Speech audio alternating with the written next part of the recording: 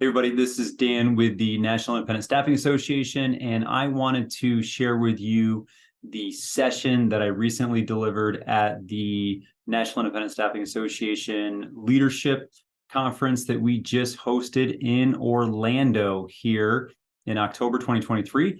It was a great turnout. We had an amazing lineup of speakers, and I am so grateful for those attended, especially those of you that stayed to the very end for this presentation. But I understand that some people need to leave a little bit early, or you couldn't make the event for whatever reason. So I don't want that to be the reason you don't get this information, because this can be useful to you in helping you grow your sales. So if you've experienced a tough year, if you think it's kind of a wonky year, it's a harder year to sell in, or you've been really curious about how do I actually better deploy a salesperson to be successful, you're in the right spot, because that's exactly what I'm going to be covering here today. Now, I'm going to walk you through this presentation. You can obviously download the slides right here on page. And if you have any questions about any of this content in this presentation, reach out to me directly, dan@staffingmastery.com. I'm always here to help. So let's get going. So obviously, the topic of today's session is strategic sales plan. And being a leadership retreat, this is focusing on the strategic planning piece of it. So this is a framework. I'm not going to get into the exact tactical techniques that you need to be focused on. This is just the plan. This is the roadmap. And you can actually take this and fill in the blanks for you and your company and your salespeople to actually deploy them in a specific direction to increase their chances of success in growing your agency. So with that, the biggest thing to realize when you're sitting down thinking, how do I approach sales? How do I effectively create a plan for a salesperson? From my experience in working with hundreds of other staffing leaders in this country, is that a lot of times they overcomplicate it. They really focus on too comprehensive or too sophisticated of solutions. So what they actually do is they kind of muddle the process, and it does not give clear communication or clear expectations to the salesperson. So they end up kind of getting stuck in mediocrity. And I want to help you bust out of that. So really, there's 6 areas that you need to get really good at defining for clarity, okay? Clarity. So everyone, once you define this, everyone in your organization and your salesperson should be very clear on exactly what these 6 things are. The first one is good. If it's not good, it's bad. And this relates to business, okay? There are a lot of times out there that salespeople will bring in bad business. Sometimes it's just known to be bad business, yet we still work on it. Sometimes it's not known to be bad business. We work on it, we place people, and we lose money, right? And a lot of times it's not the salesperson's desire to bring in bad business, right? They just don't know what good is versus what bad is, and they don't know how to triage that or discover that early enough in the process. So we need to get really clear on what a good client actually is. I think you'd be shocked to know if you did the market analysis that we're going to talk about throughout this presentation, to realize that you don't need that many clients. As long as you get a good nucleus of good clients, you'll be very satisfied with the business you get. You'll have better relationships, better revenue, and you'll be probably a more stable staffing agency. So, but speaking of market, once you actually define what a good client is, it's very important for you to actually look at the market and determine, how do I go about finding good, right? Once you know what it is, how do you look for it? And there's a simple system that I'm going to teach you here today that will help you get focused in how you actually segment your market to quickly identify good and pursue it. But once you actually know what good looks like and you know how to find it, you need to know how to speak to good. You need to know how to talk to good in a way that's going to make good think that you're the right agency for them and that you can actually solve their staffing challenges, right? So we're going to talk about messaging, and this is going to get into some of the marketing stuff that Tom Erb shared and David Cerns shared, that they're talking about how do you actually talk to the market. We're going to get into this. I'm going to use a very basic framework that you can make your own. That's going to help you integrate your marketing and your sales so you have a consistent, cohesive message. The next thing you got to get clear on is the goal. You know, how much good do you actually need, right? A lot of people think that, if some is good, more is better. So they'll go out and they'll try to get as many clients as absolutely possible. But the reality is you might not need that many. So setting specific goals that your salesperson is clear on and it actually aligns with the work is really, really important. And it's going to help make your salesperson even more successful if they know exactly what they're striving for and how to do it. And we're going to talk exactly about that. But then it's the approach. Once we know what good is, we know how to segment it, we know how to talk to it, and we know how much good we need. Now we need to figure out, how do we actually do the outreach? How do we plan the work in order to get the desired good that we need, that we set in our goal, right? We're going to talk exactly about the cadence and, an example of what you can be doing to approach the market the right way. And the last piece we need to focus on is accountability, right? This is really what establishes a culture of excellence and what establishes a culture of success. When you're actually going through all of this work, it would be terrible if you didn't track your progress and hold people accountable to actually doing the work and realizing the results that you're intending, right? And we're going to talk about how to do that the right way and some tips to avoid doing it the wrong way. So here we go. Good. What is good? Well, this is how you start looking at it. And we're going to take through these few things here. We're going to go deep into this. But first thing is, what is a good client? Like, what is a good client look like to you? And what is a bad client? Let's get clear about what these things are. And the best way to start is just look at your existing best clients and go find more companies just like them in your market that you can pursue and establish relationships with, right? What are good jobs or good roles that you serve for these clients? And these are the jobs that, what their pay rates are, the jobs that you're really good at filling. Like, these are the good jobs, the ones that your recruiters just salivate over and they like working on, they like filling, the margins there, all of that good stuff. And we also need to know, like, what are good pay rates? Like, we're the experts. Like, our clients come to us because we're the experts in staffing and recruiting. So we should also be the experts in what market pay rates are. We should be able to know, everyone in the organization, not just recruiters, not just senior leaders, salespeople too. They should know what a good pay rate is when they're talking to a potential good client about one of your identified good jobs. And that prospect says, oh, this is what we pay. Your salesperson should be able to quickly know where that falls in marketability and if it's a good pay rate or not, so they can provide some guidance or consultation to the client, or just identify that it's not a good client right out of the gate. This can be so important to know this. And then obviously you need to know what good bill rates and markups are. You're going to need to know what is the bill rate and markup that's going to derive the gross margin that you need to successfully run your business and turn a healthy profit, right? This is so key. And then you got to do all this and align it to the sales process. So let's jump in. So this is the worksheet. This is where you take the strategy that I'm teaching you and you apply it. So you have to do this work as your your action items, your homework. But the first thing I want you to do is literally think about, what are the top 2 industries or departments within a large client that you service, right? Let's say that you are really good with warehousing and distribution or manufacturing. Like, if that's one of your industries that you're really good at servicing and you've got high success rates and you've got deep talent pools and your people speak the language, like, and you have a level of expertise, like, write that down on line 1, or maybe an example of departments. Let's say that you service healthcare and you work with large healthcare organizations, but you're really good at, like, staffing, like, the radiology department, and that type of nurse or provider, right? Something like that, you would say, hey, this is the department, radiology departments, or walk-in clinics, urgent care, things like that. You might actually look at your track record of success, the types of positions that you fill that are the best for you, and what industries or departments do those roll up into, and write them down on these lines right here. Next up, we got to define what is a good job or role, right? And you just take those same 2 industries and just list out what are the top 3 jobs that you fill for those industries. So as an example, if it's light industrial, or warehousing, you might have material handlers, or you might have picker packers, or you might have warehouse managers, whatever that might be, whatever your best roles are, you want to list down right here. And now we're starting to create, sort of our, setup to approach the market. We're defining what good looks like, so we know what we're going to be going after first, and then we're going to go find it in the market. So do this homework, fill these lines out on this slide. I encourage you to print this out or put it on a sheet of paper. Don't write on your computer screen. That's not fun. So then I like doing a rubric like this just to get clear on the pay and bill rates. So what I'll do in my top left corner, I'm going to put, what is the industry that is one of my top industries? As an example, warehouse.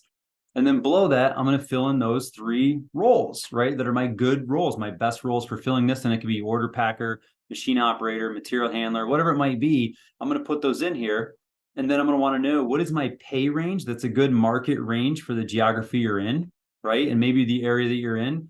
An order packer is $17 to $19 an hour pay range. Maybe you're in a different area and that number is 22 to 24, whatever it might be, but you're going to list like what is a good pay range for this role at one of your target clients in your geography, right? And list this all out. And then you want to give your salespeople some ranges so they can actually negotiate and practice some of those value selling and negotiation techniques that I've taught in those other sessions, and give them the bill range. What is a good bill range? So when they're talking to clients and clients are like, well, how much is this going to cost me for, an order packer? They can say things like, well, to get a really good order packer that's going to show up, be reliable, all that stuff, it's between $24 and $29 an hour, total cost all in. That gives them that range to negotiate within if you play in the bill rate space. Do the same thing with markups. Like they have to know what a good markup range is for these roles so they know how to negotiate these things with the good clients that they're going after, right?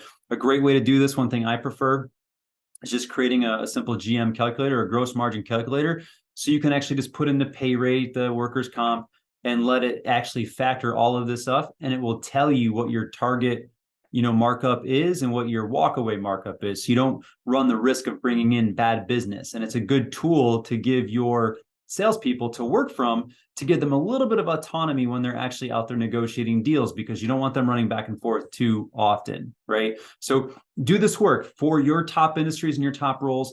Do the research and find out what is your ideal pay rates, bill rates, markups. And if you're stumped on the pay rate piece, just a couple sources for you to actually get this information. One, your own track record. Find out where you have the best success at what pay rate in placing jobs and filling orders, right? That way, if you talk to a client, you can say, hey, if you're paying between 17 and 19 for an order packer, I can tell you with 80% confidence that we have the ability to fill this position within 3 days, right? Based on your own track record. So that's where you start first. And that's going to be unique to you. No one else can actually claim those metrics. But outside of that, go look at job postings. Go look to see what the market is actually advertising these jobs at. Go look at Indeed Analytics, Career Builder supply and demand. There's a lot of data out there for these types of roles, but definitely get clear on it. Do the work, because defining good is the foundation of everything else we're going to talk about. And it's so important to your own success of your agency. So now when we're talking about, we have this definition of good, we've really aligned, we've defined what it is. Now we need to align it to the sales process. And this is where you're going to work with your salesperson to come up with questions that they can use during the discovery meeting, the sales process, to really triage or identify or define if the prospect is a potential good client, if they have good jobs or roles that match the good pay, markup, bill rate, all of that criteria, right? You want to have them be able to practice this, weave it into their sales conversation so they can define at that point if it's a good company or not to work with, so that you reduce the risk of them bringing in bad business, right? So this is the first part of it. And that's how you start to align the good definition to the work that the salesperson is doing, right? Next, we need to get clear on the market. We have to define the market, okay? And this is what I mean by this. What is the geography? There's a lot of benefits to actually going concentrated in a specific geography and not trying to have a distributed service delivery map, right? And we got to use the 10-25-50 rule. I'm going to talk about this a little bit more in a second. And the ABC rule, right? These filters to the 10-25-50 is going to be a key way to segment your market, to start creating these market maps that will fuel your cadences in your sales campaigns, right? Then congregation. This is so big. If you were at the event, you know that David Stearns talked a lot about this. This is huge. It drives more business in most industries today than you will ever realize. It is so important that we do this, but congregation is huge. I'll talk more about it in a second.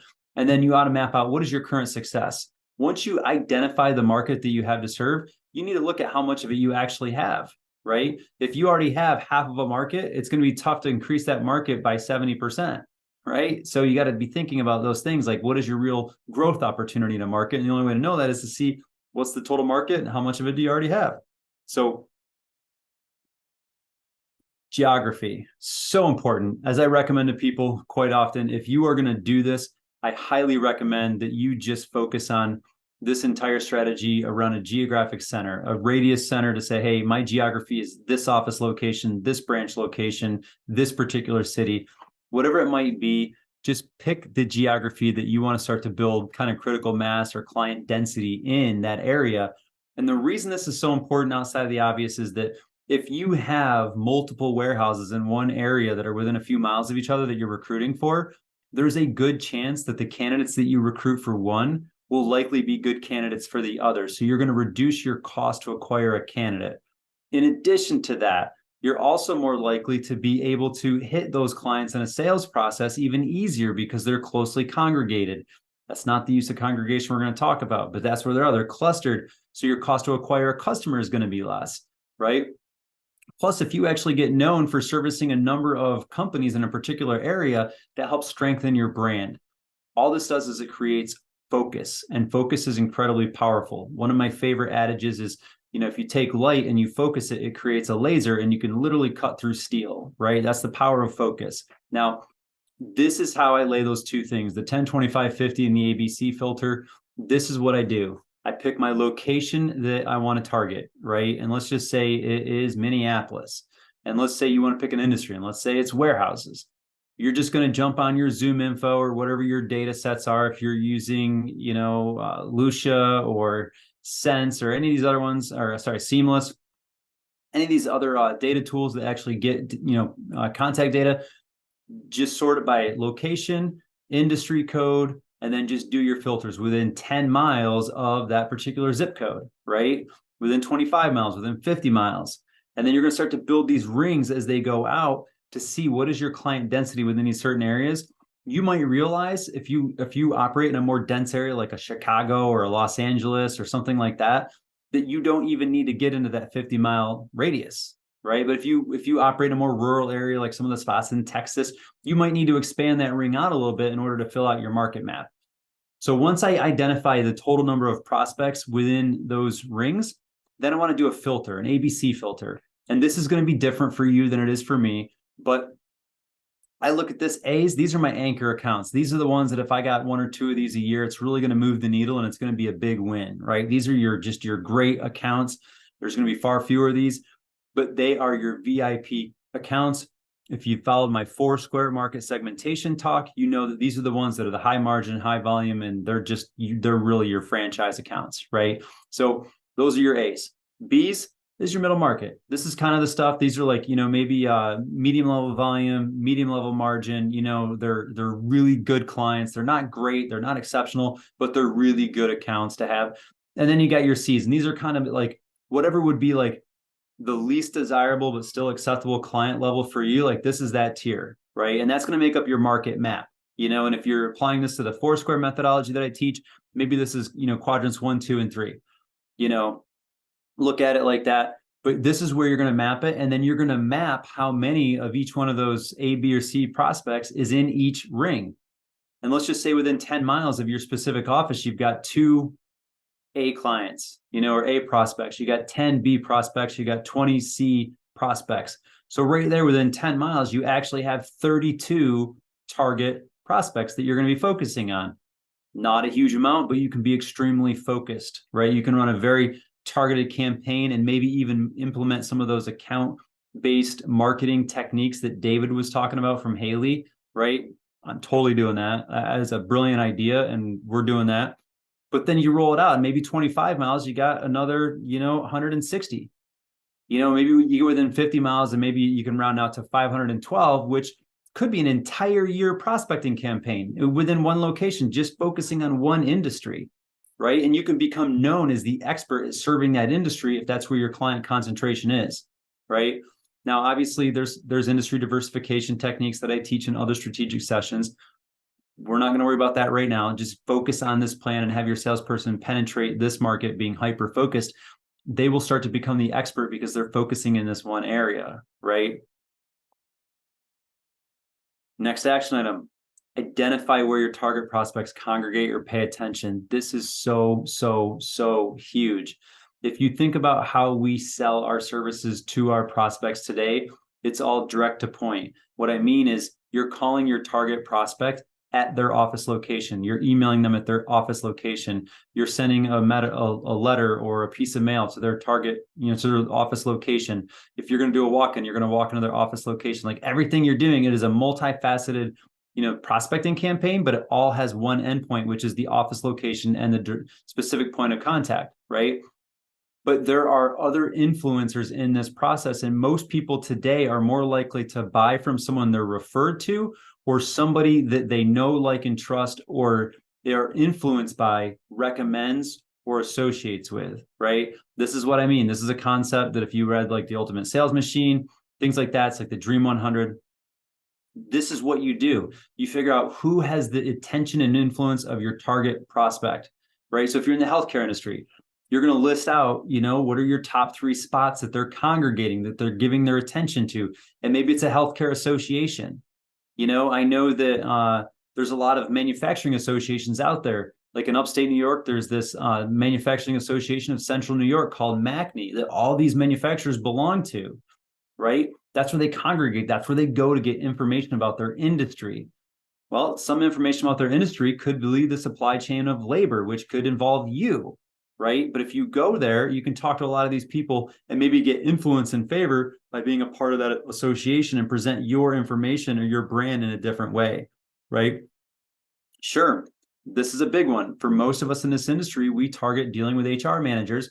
HR managers typically belong to SHRM, whether they're doing it to be accredited, whether they're doing it for networking, continuing education, whatever it might be. A lot of HR managers belong to SHRM, and they will go to these local SHRM affiliate events. They'll go to the regional and national events. Like, they really plug in. Like, HR is an amazing community of people, and this is where they go.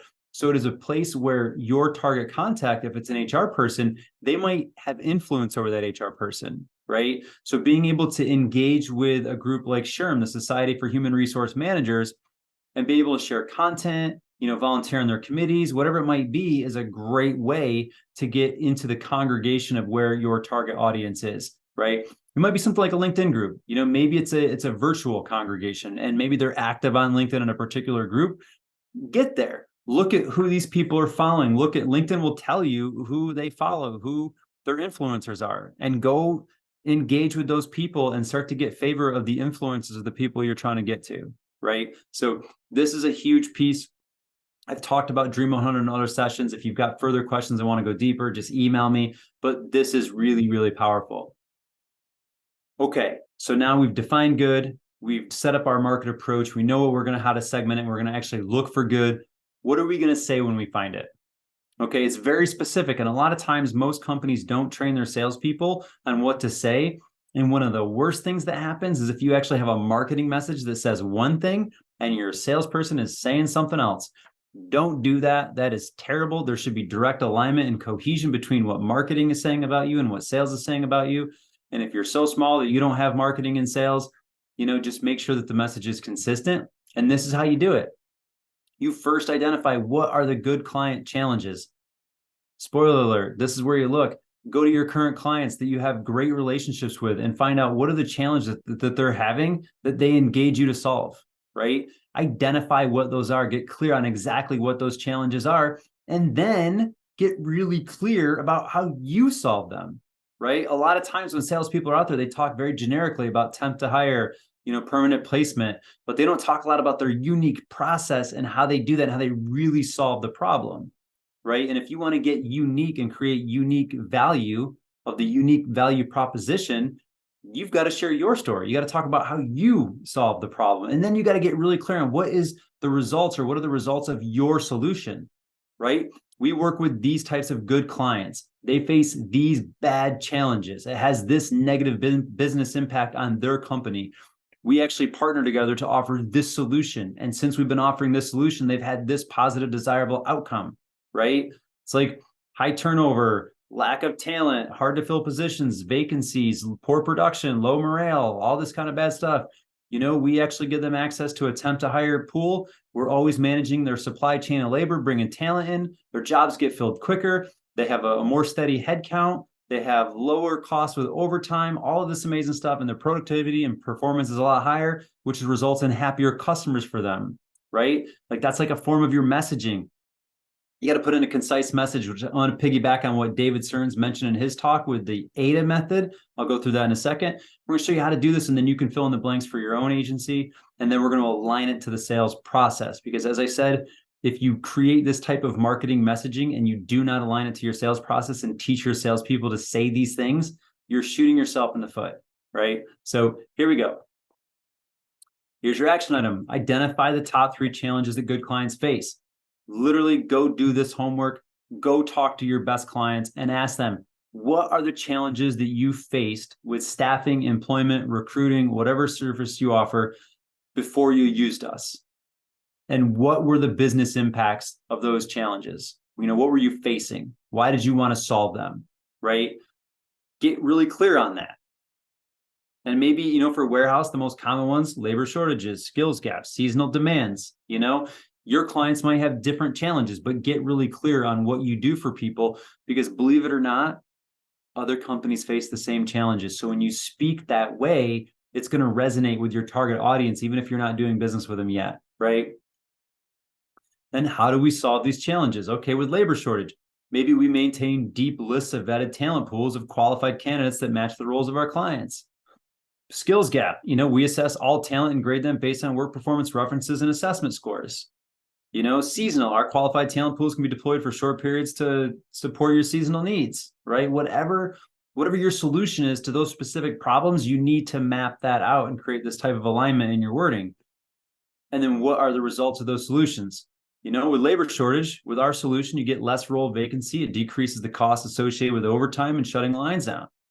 With the skills gap, you're going to have a higher skilled workforce, which shortens the training time, which improves production. And it gives you higher client satisfaction, right? To boot. Seasonal optimizes production and staffing spend to scale workforce up or down, right? Optimizes your spend on labor, right? Like these are what your results are. So let's talk about that AIDA method, okay? This is going to be attention, interest, desire, action. Attention, interest, desire, action. This is a psychological process that all human beings go through when they're considering purchasing anything. They first need to give it their attention. Then they need to be interested. Then they need to desire the solution or desire the thing they're considering buying. And then they need to take action, right? This is just the psychological process. We start out with attention. Warehouse storage professionals. Are you struggling with staffing challenges in your warehouse or storage facility? We understand your pain points and have the solutions you need to overcome them, right? If someone that is struggling with staffing hears this message, sees this message, whatever it is, and this is going to get their attention, right? Because if they're struggling with it, it's going to get their attention. So you might say something, hey, warehouse and storage companies face 3 critical challenges: labor shortages, training and skills gap, seasonal labor demands. If you have a prospect that's in a warehouse and they're facing 1, 2, or all 3 of these things, they're going to be nodding over, yeah, that's me, right? Now you've got their attention, but that's only where it starts. Now you got to move into the interest, right? So this is how you capture their interest. You provide a little bit more knowledge, a little bit more content. Our specialized staffing agency has the answers to labor shortage. We have an extensive network of qualified candidates, ensuring you have access to the right talent when you need it most. Our recruitment strategies attract experienced warehouse professionals, reducing turnover rates. Training and skills gap. We provide comprehensive screening and assessments tailored to your specific staffing needs. Our ongoing support ensures your workforce remains up to date with the latest industry skills and experience. Third challenge, seasonal labor demands. We offer a flexible workforce solution, allowing you to scale your staff up or down according to demand, optimizing your spend. Our pre-screen ready to deploy seasonal workers ensure smooth operation during peak periods, right? Now, if you're looking on the screen here and you see where I've got some underlined phrases, this is where you would actually fill in the blank with more detailed content about you and specifically what your solution does, right? So if you have an extensive network, you might actually say we deploy these particular recruiting tools to maximize a database of talent, and then we segment a certain way. Maybe you're using Aviante or a sophisticated software like that, or Codes, and you actually have some cool tools in there to actually help really engage a great extensive network. You can brag about that. Let your technology be part of your unique value proposition, right? So just go through those. Anywhere there's something underlined, that's where you have to do your homework and tactically, make it about you, right? Now we're on a desire, desire. So just because you got their attention and they're interested, now they have to get desire. And the only way we get desire is we take action away from pain, right? So you have to basically show them what is the desired outcome that you're going to help them achieve, right? So by partnering with our staffing agency, you can expect increased operational efficiencies, reduce labor costs through a better qualified workforce, enhanced employee satisfaction and retention, seamless adaptability to market fluctuations, improved customer service and satisfaction, right? It is no difference. If you're struggling, if you're a staffing agency and you're struggling to find talent, and I said, hey, are you a staffing agency struggling to find talent? You're going to nod your head. And I was like, hey, you know what? If you're struggling to find talent, these are the biggest reasons. These are the things that we can do for you, and I say, we can show you how to use AI to capture more talent and actually bring them into your database, highly engaged, reduce ghosting, increase placements, reduce time to fill, increase conversion rates, all this stuff, in order, if we work together and I can do all those things for you, you're going to actually have increased fill percentages, happier customers, better margins, better net profits. Life is good, right? If that's you, you're like, shut up and take my money, right? That's the concept. We're building that desire, right, to take action, which is our next step. Action. Don't let staffing challenges hinder your warehouse or storage company's success. Contact us today to discover how our specialized staffing solutions can transform your workforce and elevate your business to new heights. Let us help you conquer the challenges and achieve remarkable results in your warehouse and storage operations. Story inventory, huge technique. Definitely use this. You should think about all of the success stories that you have, capture them in one place, write them down in a diary, a log, a journal, a Word document, a Google Sheets, whatever it might be, but capture all these different scenarios and success stories and teach your salespeople how to deploy these. Because as soon as they run across a prospect out there, it's like, oh, we're struggling with this particular situation, it's likely that you've solved that exact scenario for a similar client. And if your people can actually tell that story, it is so powerful, so powerful. People love hearing stories. It's literally how the history of the world has been passed down for thousands of years. We are a storytelling creature. People love stories. Share stories of success with your prospects and help them know that you're the expert that they can trust to solve their challenges, right? All right. So now we got our message down. We know how to talk to good. Now it's time to see how much good do we actually need. Spoiler alert, it might not be as much as you think, but you got to define it, right? So what is the total goal? If you were actually in the SI Exec Forum earlier this year, or you attended our April conference for NISA, you saw me go take a deep dive into this. I'm not going to go as deep into that today, but what's your total goal? How much do you want to grow, right? How much do you actually need from new sales? We're talking about how to deploy a salesperson. So how much do you actually need from new sales, right? Let's get really clear on that piece of it. And then how do we align the goal to the work? We're going to talk about that. We got to validate it financially. If it's not making money, it's not worth doing. That's why we're in business. And then let's communicate the goal. How do we share that goal with the salesperson, right? So let's jump into this. Action items for you. Identify the goal. This is the way I like to look at it. Revenue, GM, perm. The reality is revenue is for vanity, gross margins for sanity. So total, we want 20 million in revenue. Ultimately, we want $4 million of gross margin. We want $1 million in perm, right?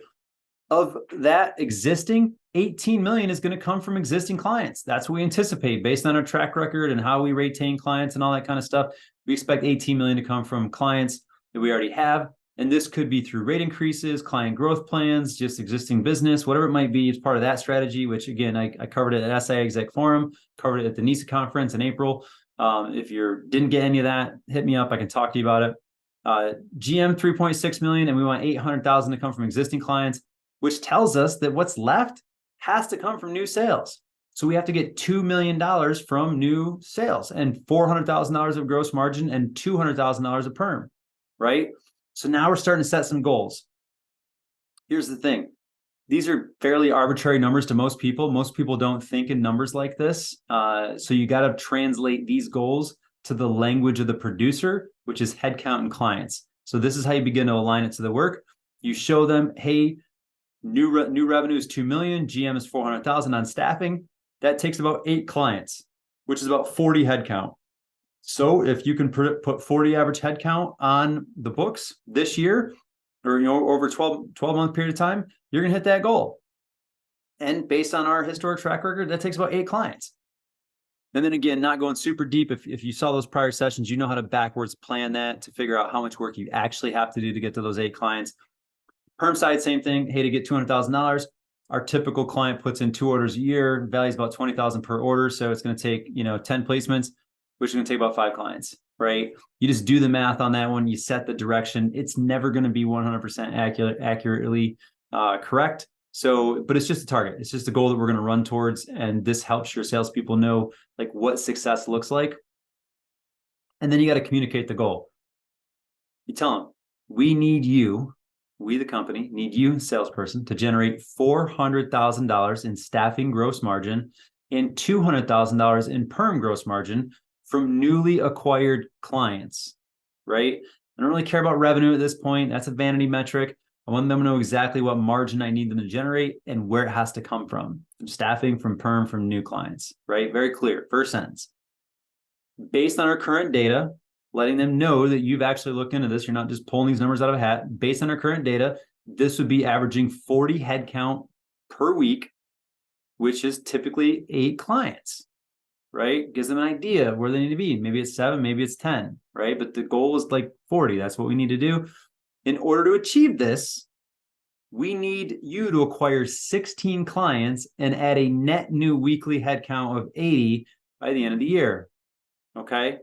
Now, for those of you that don't love math the way that I do, this is basically the law of averages. If you need them to average 40 and 8, average is the middle. So they need to be at 40 and 8 by the end of June. So if you want to look at that linear trajectory, they basically have to go from 0 to 40 by the middle of the year, but to 80 by the end of the year to hit that average. Same thing with clients, 0 to 8 by the middle, 16 by the end to actually average 8 all year long.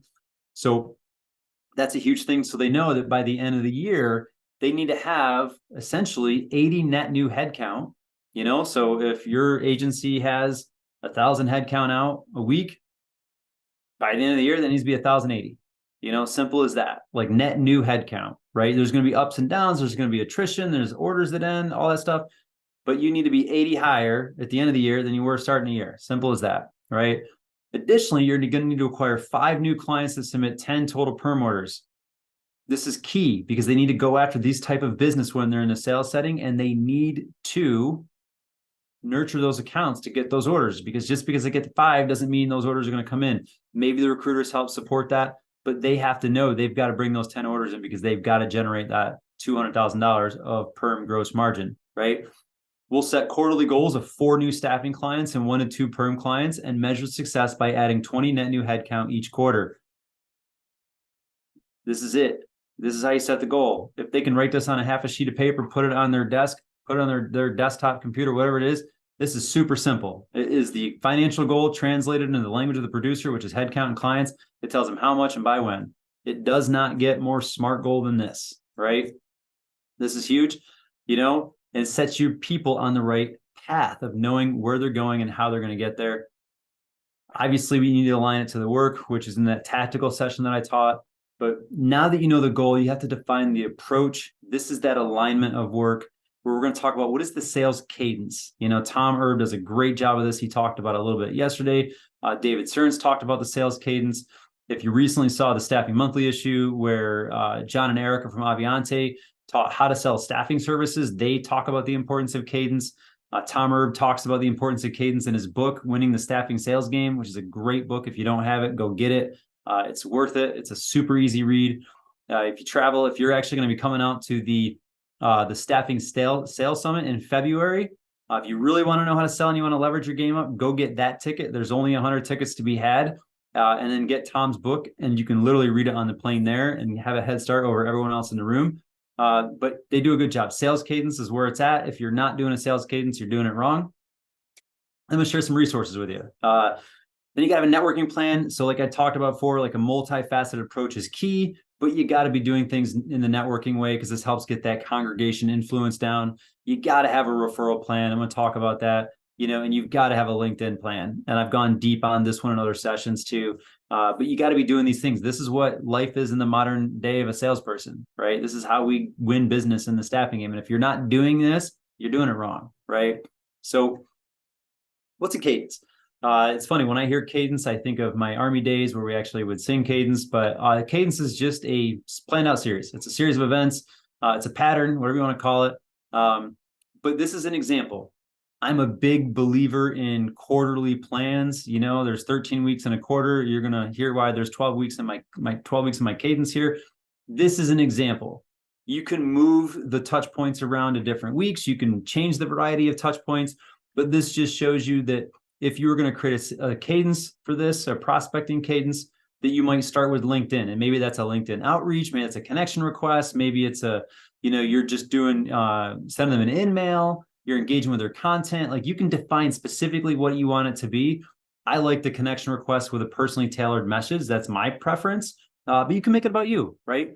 Week 2, quick blitz, right? You kind of made them aware of your existence, the LinkedIn piece. Hit them with a call, email, and a walk-in if it's geographically possible, right? Week 3, another call. Week 4, hit them with another email. Week 5, walk-in. Week 6, call. Week 7, email, walk-in. Week 8, hit them on LinkedIn again. Shoot them another message. Week 9, another call, right? Week 10, email, another walk-in. Week 11, call. Week 12, email. This is my close the file email. Obviously, this is only for people that go this long. If at any time, if any one of these touch points result in them wanting to have a sales meeting with you, you remove them from the cadence, right? So if you send out an email, the second email in week 4, and someone says, yeah, I'm actually interested, I want to talk, I want to meet, boom, they don't get the week 5 walk-in. They're going to go to a sales meeting. They're going to go to your sales process, right? So this is only to basically show the full cadence. And then week 12, I'm usually just closing the file with my email saying, hey, been trying to get a hold of you multiple times over the last 3 months. Haven't had any luck. I'm going to assume that you're not interested. So I'm going to close the file. You're not going to hear from me for quite some time. If something changes and you have staffing issues and you'd like to talk and see how we've helped other companies just like you, please feel free to reach out and close the file. And seriously, do not contact them the next week. Recycle them for future campaigns. Wait a couple months, right? Stay true to your word. If they're not interested, don't chase them, right? You don't need that many good clients. And trust me, if you've got to chase and chase and chase and chase, they might not be the client that you want, right? So this is an example. You can make it about you. If you want more knowledge on this, Winning the Staffing Sales Game by Tom Erb does a great job. I think it's chapters 3 and 4, if I remember right from when I read this book. You can actually go over to the Staffing Monthly, the October issue and see this video from John and Erica from Aviante. They go through what was a fantastic presentation at the Aviante Connect conference. Super high rating. Everyone loved it. And they teach you how to sell staffing services, which is pretty cool because John and Erica were super successful at selling staffing services before they went to the dark side of software. So, and then the reason that I like the 12-week cadence, I'm a huge believer. I had a chance to connect with Brian Moran, who wrote the 12-week year. It's an amazing book. It talks about hyper-focus and periodization and how you can actually get more done in 12 weeks than most people do a year. I really bought into this concept, and that's why I run everything in quarterly sprints. I like planning things out in 12 weeks, and I like having that 13th week as a strategy planning time to redeploy the team. This is a great book. If you've not read this, I highly recommend go check this out. It's a solid book. So these resources are great. They're going to help you with mastering your 12 weeks and building out effective cadences.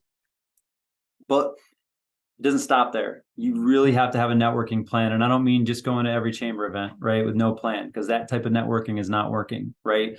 You have to really think about those congregation points that we talked about. If your target industry is healthcare and they congregate in healthcare associations, or they congregate at SHRM events, or they congregate in specific LinkedIn groups, you need to have a specific networking plan for each one of these. Say, hey, I'm going to this networking, this healthcare association. I'm going to be a vendor in an event, or I'm going to try to be a speaker at this event. Whatever it might be, you have to have a plan. You have to approach the event or the network with a goal. You have to know who you're going to be targeting in it, how you're going to get their attention, capture their interest, provide the desire, and call them to action, right? You have to have your plan, your follow-up, but you have to get this influence. The same thing. One of my favorite things is I used to volunteer with the SHRM organizations. I used to speak at their conferences, and I would just teach them what it's like to be a modern day recruiter and all that you have to do. And those HR people would be like, oh, I do a lot already. I can't do anymore. Just do it for me, right? And it's just a great way to do it. Same thing with LinkedIn groups. Like, have a networking plan. A lot of sales managers don't like their people doing this during the day because they don't see value. That's why they send them to the business before business, the business after business. It's like, you can do that on your own time. Go get me business on your own time. This is huge, right? Go create influence within a network of your target industries. Trust me, long-term, you will be the assassin. This will pay dividends, right? Referral plan. We all know it's so funny. Every time I talk to rooms of recruiting professionals and I ask them what's the best candidate, a referral, right? Where do they get the best candidates?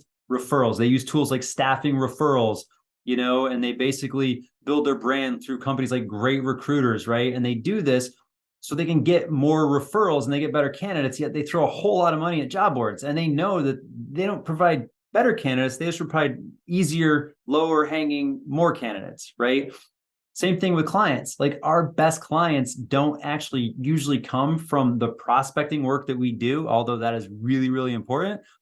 Some of your easiest paths to good clients is through referrals because you're starting on a mutual bond of trust and integrity, right? So this is what I recommend. I'll give you a quick breakdown. This is a whole other training session that I did, but basically find 4 people that you know, like, and would enjoy collaborating with and meeting with at least once a month that sell to the same person that you want to sell to, maybe, but non-competing services, obviously, or has influence over these people, right? So you might look at someone that sells payroll, but not staffing and recruiting services. And now your services are complementary. You might work with Aiden and say, hey, let's meet once a month, Aiden. I'd like to share contacts, catch up on the industry, maybe swap referrals, want you in my network, but I want to keep up together once a month, grab lunch, coffee, whatever it might be, just to stay connected, right? And help each other grow. Maybe it's employment law. Maybe you've got a friend that's an employment lawyer that's constantly working with corporations, and he's recommending staffing companies to help with compliance and staffing and all of that stuff. Maybe it's an insurance agent.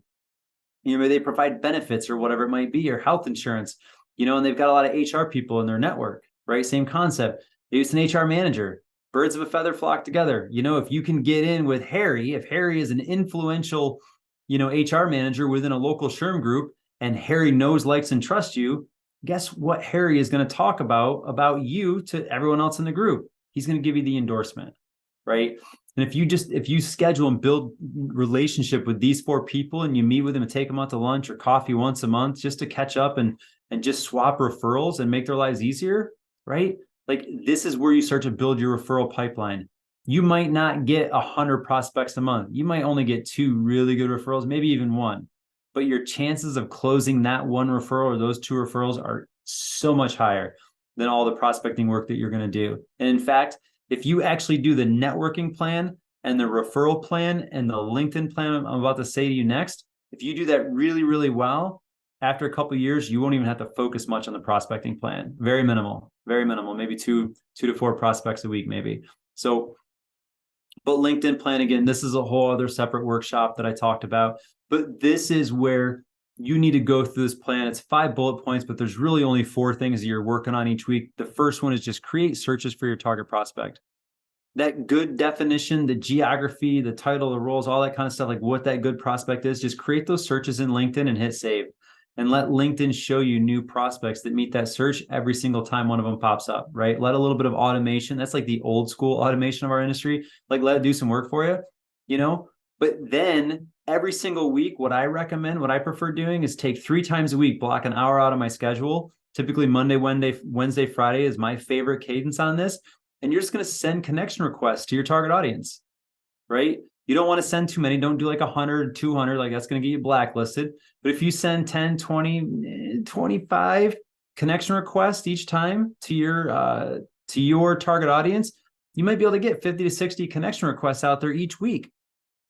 50 to 60 week in, week out consistently will build a really nice network.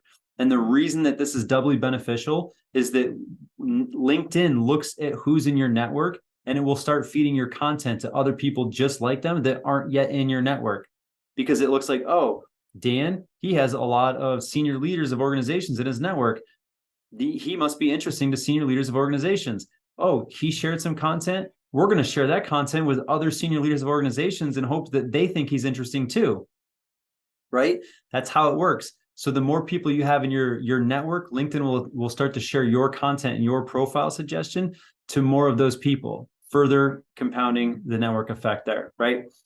But it doesn't stop there. You can't just do like, that's the bare minimum is the connection request. You then want to do the share and engage, right? Go look at your target audience, the people that you're targeting, those warehouses or whatever industries you're going after and those points of contact. Go look at them specifically. And maybe you even want to identify people that are in an active campaign first, just to prioritize. and go see which one of them are active on LinkedIn. Not everybody is, right? But some of them will be. Some are going to be, sharing content, posting content, liking content, whatever it might be. They're going to be engaging, and you need to go share and engage with them. If you see them share a post, go share it as well, or go comment on it. And this is my rule of thumb. If you want to act like you're talking to them, comment on it. If you want to expand on it and share your own, authentic, genuine thoughts, share it. Leave that as your post, right? Don't just share their post without your thoughts. LinkedIn does not like that.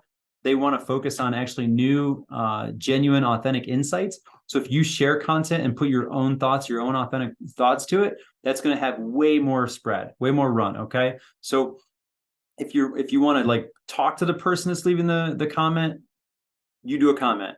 If you want to actually expand on it, that's when you share it and how you add your piece to it. But then you also have to be posting 3 times per week. This is why I like breaking out 3 times a week to do this. So you can do 1 post each time. Again, not to go too much detail here because this is a strategy session. 1 post should be corporate. This is going to be your sterile post. This is going to be about your company. This is going to be a hot job you're trying to fill. This is going to be, most placeable candidate you're trying to skill market. Whatever it might be, you're going to put something out there like that. It's a corporate post, 1 a week. 2, it's going to be a community post. This is where you start to bridge between corporate and individual, which I'm going to get to next. But you talk about things that are bigger than you, things that you're involved in. You might talk about, organizations that you care about. You might promote SHRM organization events or chamber organization events or a charity, something that you're doing that's not specifically the sterile corporate stuff, but it's also not like individual or personal brand, right? So also that 3rd one, personal, right? People buy from people they like, right? And the only way for people to know if they like you online is if they can get a sense for who you are. And the only way for them to get a sense for who you are is if you share some stuff that's a little bit personal. And I'm not talking about the TMI stuff, the too much information. We don't need to do all that.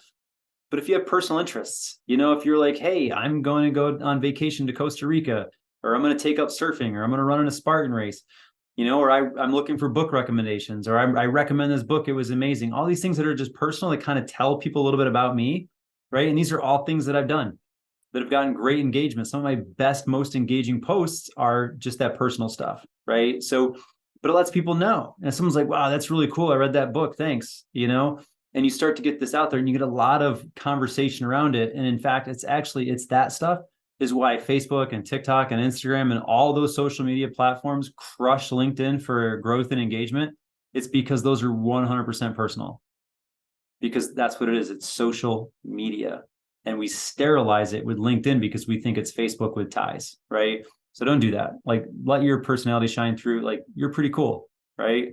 Let people know how cool you are, and people will flock to you. There are 8 billion people on this planet. Everybody has an audience. Go find it.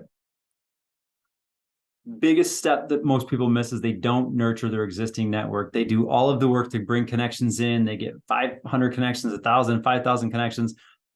LinkedIn is also like a CRM. It's just like your ATS. If you're a recruiting agency that focuses primarily on bringing in new talent from job boards and you don't go back to your database to deploy the talent you've already paid for to get in your database, 1, shame on you, but that's ludicrous. LinkedIn's the same way. If you're only focusing on just bringing new contacts in and you're not actually nurturing the relationships with the people that are already in your first degree networks, shame on you.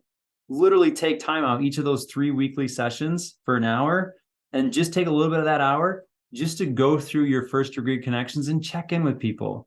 Hey, what have you been up to? It's been a little while since we spoke last. Hey, I see you moved jobs. What are you doing now? Had a work anniversary, whatever it might be. Just literally build relationships. Now, this is going to be a bit contrarian because this is a sales strategy session, but I don't like to use LinkedIn to sell. I don't think that's the right purpose. I think it's overplayed. We've all been barraged with 1, real people doing it, 2, automated bots doing it, but we all get those sales messages and it's just like, oh God, can we please just stop? Let's LinkedIn be the digital virtual network that we truly want it to be, and let it be the way for you to establish your personal brand, establish strong relationships and connections with people, and just focus on that. And when people believe that they have a problem that you can solve, they will reach out to you.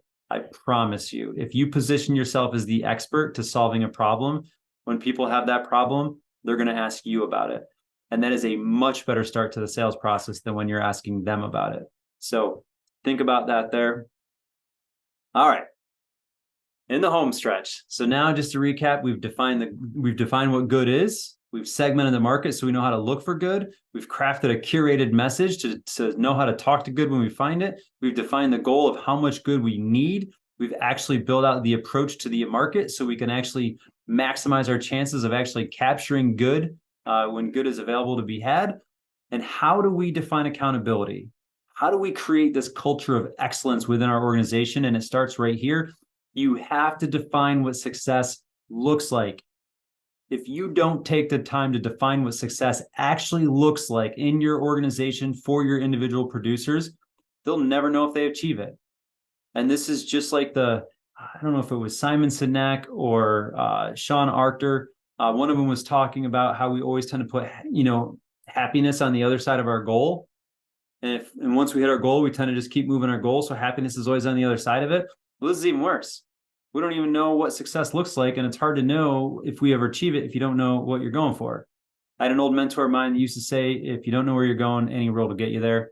And while that sounds like, oh, that's great, I can take any road to get there, the reality is you might not want to be on some roads. Let's be on the shortest road, to get to where we want to go and celebrate success. So define it, but equally important, mentally prepare yourself and communicate what happens if you fail. Like, what does failure look like and what happens? Right? A lot of times staffing agencies and sales managers will hold on to underperformers, poor performing salespeople, because they haven't defined what failure looks like and they've not decided up front what they're going to do about it. And we're going to talk about this. And then I'm going to run you through the weekly meeting, the monthly meeting, and the quarterly reviews that you should be having to maintain that culture of accountability, right? So what does success look like? It's the goal. This is what success looks like. We want this. This is what success looks like. We want this many clients. We want this much headcount. You're going to talk about the actual outreach metrics. These are your KPIs. If you've not done this yet and you're not quite sure, ask me or watch that former session that talks all about this. But map backwards.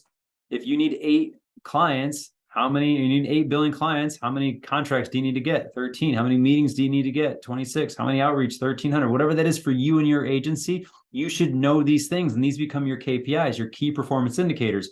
If your salesperson's not doing that 1,300 outreach, they're probably not going to get the 26 meetings. If they don't get the 26 meetings, they're probably not going to get the 13 contracts, right? If they don't get the 13 contracts, they might not end up with 8 billing clients, right? So know how much work it takes to get a billing client so you can backwards plan this and align it with the work. And now you see what success looks like. Success looks like doing the necessary work to get the necessary result, right? That's what success looks like. Now let's talk about failure. Define upfront and determine upfront what unacceptable results are and what you will do about it. Do not live with mediocrity. It's not good for you, your agency, and it's not good for the salesperson. It is just mean to let people live in mediocrity. I believe that people are destined for greatness, and we just need to find the opportunity to unleash ourselves, right? And if they're in a mediocre situation with you, you're holding them back, and they're holding you back. Let's just part ways and move on, right? Let's just agree to move on. So, but what does unacceptable look like? If I basically say that, this is the goal, and they come in at 1.9 million and $390,000 of GM, like, am I going to fire somebody? No, I'm not. This is what success looks like. But you do have to have, like, what is the floor? Like, maybe 1 million in revenue is too low. Maybe if they only do 1 million, it's not a fit. Maybe if it's 1.5, maybe if they do 300,000 versus 400,000 a gross margin, whatever that number is, and you can validate this financially to see where the break even is and all that kind of stuff, or the budget levels are. But in reality, you just have to determine what is that unacceptable level of performance and what are you going to do about it? My recommendation is you just establish it right up front and you say, hey, here's what success looks like. This is what we're hoping that you achieve or exceed. However, this is the point of unacceptable. So if you come in below this point right here, we're going to have to put you on a PIP, right? And if you go onto a PIP, you're going to have another opportunity, another quarter to really right the ship. We're going to pour a lot of resources, training, support, everything we can in to help you be successful to right the ship and get back on track. And if you can't do it within another quarter, we're just going to have to agree to each other that it's not the right fit and that we're not right for each other and we're holding each other back. Does that sound okay? Yeah. If you had that conversation on the front end and they know that, like, they're not going to be fired out of the blue for coming up short, you remove that pressure. right? Yet if they come up way short below the unacceptable level, kind of the hard deck, then in reality, they're not going to be surprised by it when they go on a PIP, but they also know that they're not going to be fired immediately. They know they're going to have another chance. And if you express on the front end that you actually want them to succeed and you're going to give them all these resources and then support them through that PIP, like they're going to feel better about that. They're not going to feel like they're being managed out, right? You're giving them a chance. But then if you also agree in the front end that like, hey, we're going to have 2 quarters to really kind of go wrong. And if they go wrong like 6 months in a row, like let's just agree that it's not a good fit. Like if you can have that agreement, it takes a lot of the stress of that conversation out of it. And a lot of times they might self-identify and recognize they're not a fit and choose to leave the organization early, which is good for both of you. Trust me, you do not want an underperforming salesperson and you don't want to hold them in your company. So next, quarterly plans. You know, if you want to get the quarter right, you got to get the month right. If you want to get the month right, you got to get the week right, right? So weekly meetings, this is the purpose. This is just a quick check-in. Just make sure salespeople are on track. That's it. You don't need to do a deep dive into every single thing they're doing. You just got to make sure they're on track. It's also to identify potential challenges or opportunities or victories. Like, what do we got to celebrate? And I equate this to like navigation, right? If you're going on a road trip and you plug in the destination, right, into your navigation, your GPS, you're not going to stare at the navigation screen the entire way. You're going to be hopefully safely looking out your windshield at traffic and all of your surroundings, driving your car or SUV or truck, right? But eventually you're going to just look down quick. Hey, am I on the right track? Am I doing the right thing? Any hazards up here? You're just going to glance down really quickly, make sure you're on the right track. And if you see that you're way off the track, you're probably going to do something about it. That's the point of the weekly meeting. It's just a quick check-in. You know, make sure you're on track. If you're off track, it lets you know that, hey, you know, maybe there's a better route. Maybe we got to do something, right? But you just want to build the cadence of the weekly sales meeting to be quick updates that will let you know what you're on the right track. Be aware of any hazards that are out there that you as the manager need to address and help your salesperson overcome. Aware of any opportunities or victories that are going to help your salesperson achieve the goal. You know, this is all it is. I'm not going to read this next part verbatim, but this is an example. You know, hey, it's Tim Wood, exceeded my touch goal. And everything that you see underlined is literally the fill in the blank template that you can use. If you teach your salespeople to report in this manner, they're literally going to report everything on their KPIs, what they've done, what their progress is towards their goal. And I promise you, if I were to read this word for word, it would probably take me less than 30 seconds. So you can have a super quick meeting with your salespeople. The thing about meetings, I hate them. Hopefully you hate them too. But if your salespeople in meetings, guess what they're not doing? Selling, right? We got to fix that. Reduce your meetings, make them focus, but just quick check-ins. Monthly meetings. The purpose of monthly meetings is to still get the check-in. However, this is when we see if we're an additional 1/3 of the way toward our quarterly goal, right? If you want to hit your quarter, you got to hit the month. You only have 3 chances to hit the month in order to hit the quarter. So every single month is a little bit longer of a check-in. You're going to compare the progress. You know, you might take a chance to make some necessary changes if you see something. If you realize that somebody's the hit rate from their outreach to meetings has dipped, you might want to take a look to see what they're doing. Is their cold call changed? Is the email changed? Like look at their outreach to see if something has changed and maybe you need to tweak it to get that meeting conversion up. Or maybe it's the alternate. Maybe their meetings conversion is up, but their meetings to proposals or proposals to contracts is down. Right? You can look in that part of the process and say, hey, you know, you're getting a lot of meetings, but you're not getting proposals out. Like what's going on with the lost business? Oh, you know, we're running a lot of business that's not really a good fit. You know, like maybe we need to adjust our focus. Oh, you know, you're basically being priced out. We're not getting the contract because they say we're too high.